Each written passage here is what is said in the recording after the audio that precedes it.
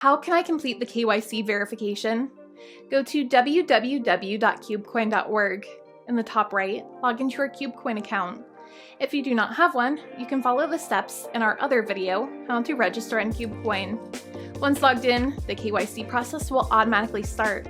In the first step, you must accept the terms and conditions, along with the processing of your personal data. Then, click Next. Select the country your document was issued and the type of document you are going to upload an image of onto our website.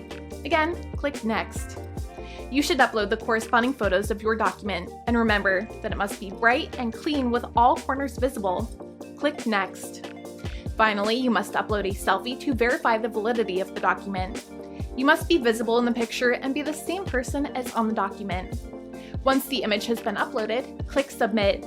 Our team will review your request, and you will receive an email as soon as it has either been approved or denied.